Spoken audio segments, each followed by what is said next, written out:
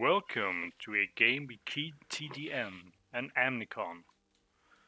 Um, Looks here like ktdm starts with a rover assembly, and Amnykon is starting with a hovercraft uh, platform.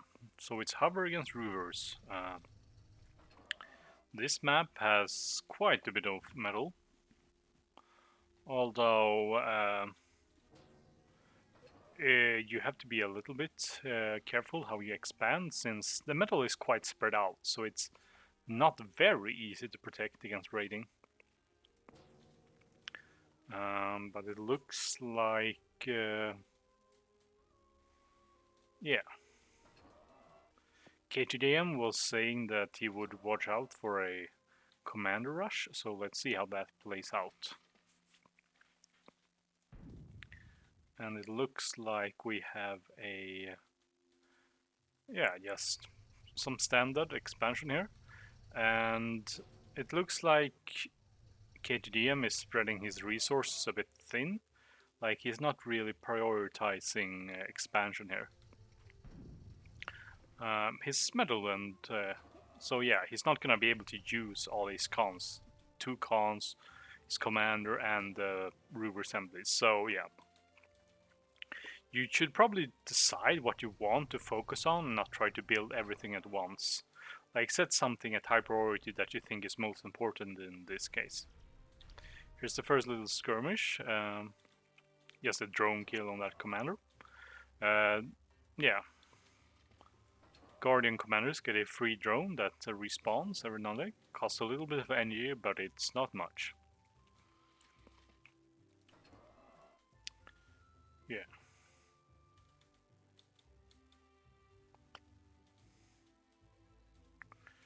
So yeah, it looks like Amnykon is checking out the map. And he set his factor on low priority, so he wants to prioritize his other construction. Like, he's pushing hardly with his commander, and considering if he's gonna do a commander rush, yeah, that's really gonna be important to focus on getting there as fast as possible.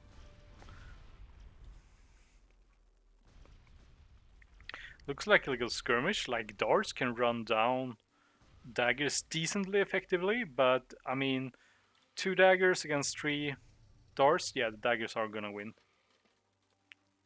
The daggers doesn't quite one-shot darts, but they can multi-hit them, since the darts have a piercing weapon that goes through multiple targets, so they can easily hit several darts at once, with a little bit of luck. Yeah. But 2 darts can fairly easily beat another dart, and that's the same cost, so it depends on the numbers and the positioning of the micro, and how it's micro. So it's hard to say who has the advantage in that situation. And yeah, you can see here how far Amnykon is pushing up here. And yeah, he's trying to divide the map, and that makes it easier to defend with your other units. Like, since if you just keep sending units here, you can easily respond to the side positions by by controlling the map in this way. And if the enemy wants to raid, like they try to do, yeah, they have to go all the way around. And then when the enemy just come with some units to counter, because yeah, he can send all these units down here, then he has to go all the way back.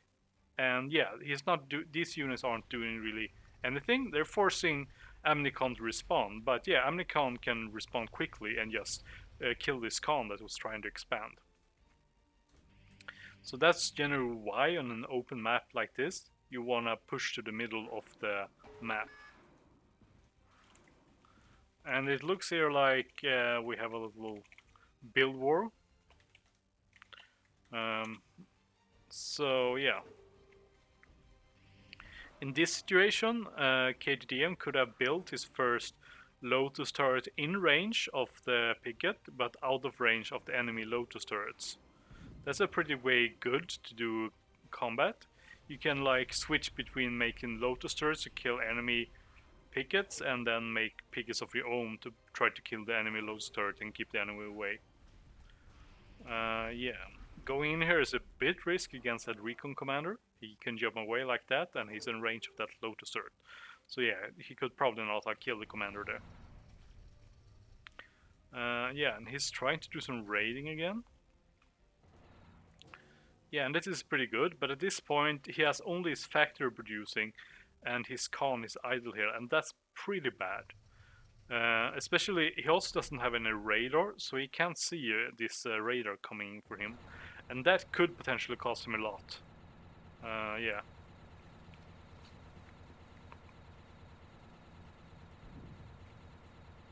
So at this point, yeah, he's accessing a bit of metal. He's accessing metal, and he's losing con here, and he's not reacting properly. Like he's trying to chase this army, but yeah, he also needs to deal with this Scorchers. Sending 3 daggers to deal with it, or a bolas would be enough. Yeah. So yeah. So this is not really a com rush, this is just a regular pushing out of the map and trying to contain your opponent. Has Amnykon not even noticed?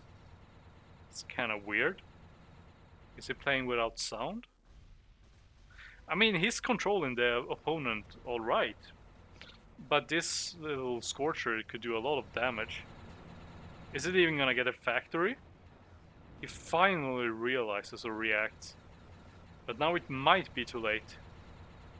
The Lotus turret here helps, but the Scorcher can hide behind the factory, and the dagger, it needs to go around, it's not going around. Oh, that's a big mistake. So yeah, 1 Scorchers killing, yeah, Khan, 2 Mexes, Solar Collector, and the factory. That's a big blow. That's, yeah. So yeah, Amnykon should really be playing with sound if he doesn't. And remember to make radars or Lotus turret. Daggers are fast, so the tactic he's using is strong, because this is a way to control the map. Like divide it in half and be able to counter your enemy's army, whichever direction they're going. And this is a bit dicey, it looks like, yeah. Daggers are decent, they might get multi-hit by the darts, but otherwise they're decently effective against darts and bolas. Oh, and that bunch up was bad on those daggers, they got killed by this recon commander's machine gun. The recon commander's machine gun has a lot of AoE, so you have to be careful about how you engage that. And this Claymore is an interesting choice, and it can certainly work against the daggers, and I mean the darts and the Scorchers. Yeah, he's gonna have to build it all up again. But here you see the speed of the daggers. Yeah, they're pretty good. Like outranging, these bolas are kinda slow when there's no darts. So yeah, they're being outmatched. In that sense, they can't keep up with the darts. So now that Amnykon doesn't have any production, yeah, he's kind of falling behind.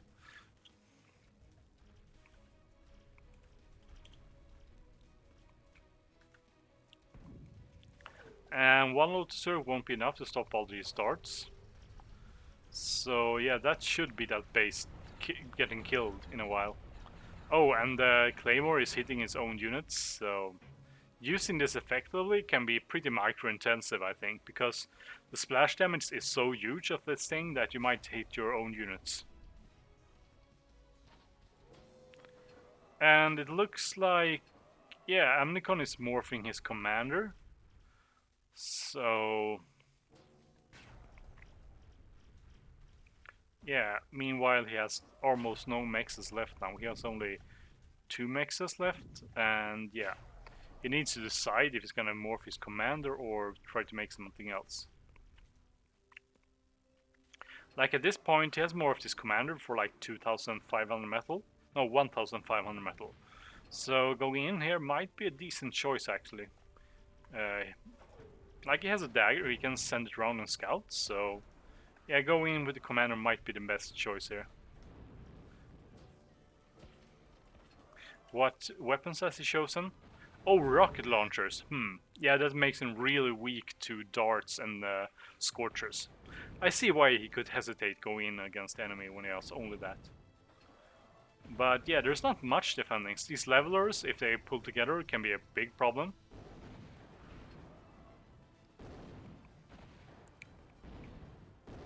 Yeah. But that's a lot of DPS, and there's nothing fast there to exploit the reload time and dodgeability of these rockets. Like this thing, how much range does it have? It has 590 range, almost a little less range than a Stinger, but almost the same. Oh, and this is gonna be close. Yeah, the two levelers come out. Oh, but the Stinger here helps. Oh. Yeah, this is pretty nasty for Amnykon.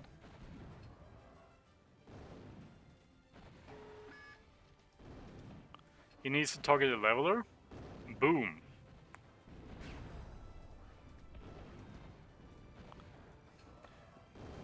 I mean, he should be he has no combat repairs. When I have an expensive commander like this, I like to have at least one combat repair. Because, yeah, it's supposed to take some damage, so having some repair is nice to have. Because repairing a commander with, like, cons is so expensive.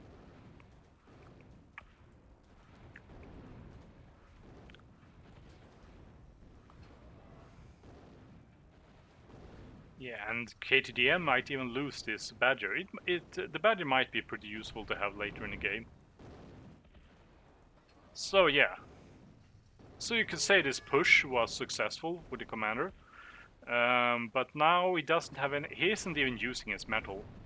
That's kind of sad. Just morph your commander another level. And get some combat repair so you can actually repair your commander while you're doing damage. Because even these badgers are eventually gonna be able to kill this commander if he's just doing that. What? Oh, that pre-fire, damn.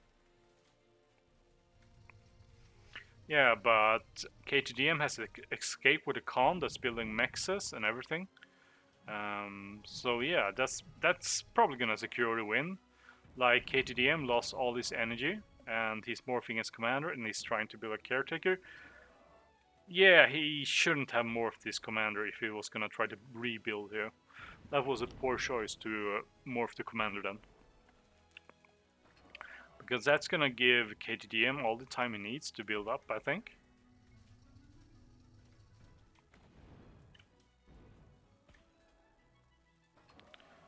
And yeah. Now the commander stopped. He got more range. Damn it. No combat repair. Like, yeah. Yeah, I would suggest some auto repair.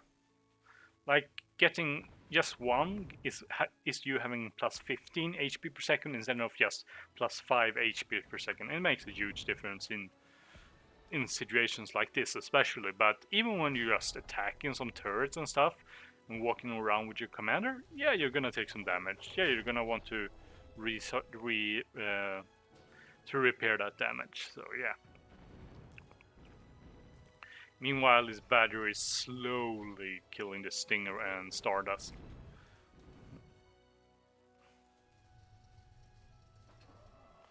Yeah, he needs to, like, Amnykon he needs to build more.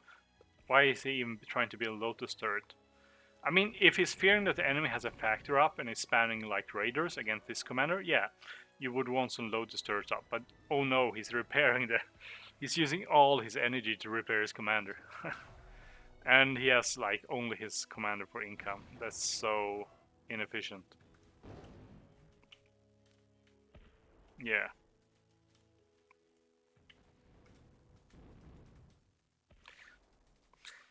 Yeah, if you're in a base race situation like this, yeah, getting up build power and energy is really important again. And I think that they were about even in income. Like, if we check the energy income here, we can see that, yeah, as Amnykon's energy was dropping, yeah, ktdm's energy was, yeah, well, stable, but it wasn't high. It was only up at like 15. But now he should have a lot of wind to secure that energy.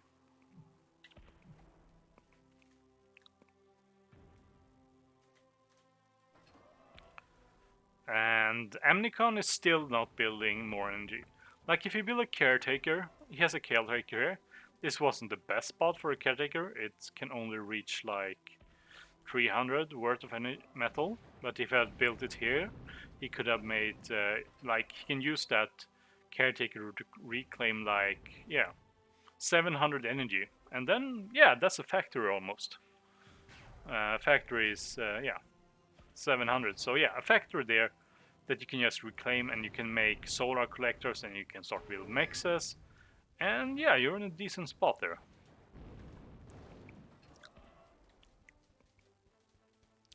It looks like ktdm went for tanks, and I mean, yeah, I guess Blitz are a pretty good unit in this situation, especially if you think you're ahead.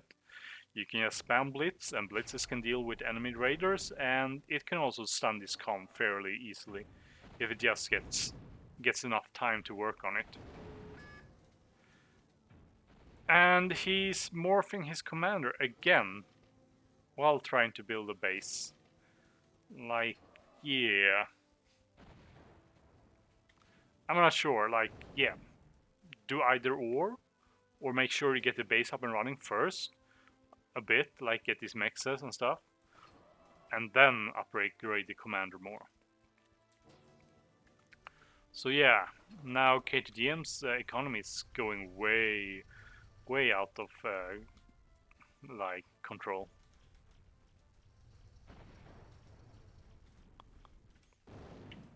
So yeah, he's spamming with like 30 metal per second.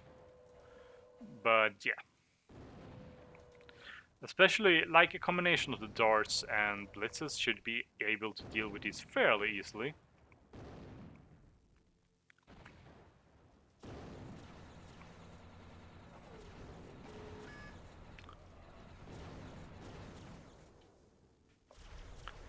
Yeah, and the blitzes are fairly effective at stunning single targets, you can see here. Like the commander is mostly stunned and slow there, so yeah. That's GG. So yeah, I could say that it was mostly like Amnykon did good in the start of the game to push out on the map, but then there was equal in metal used, but he fell behind in metal produced. Well, that was mostly due to like he started accessing way too early. What?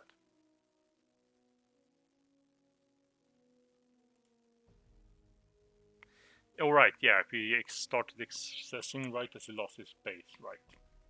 When he lost his base, lose his base.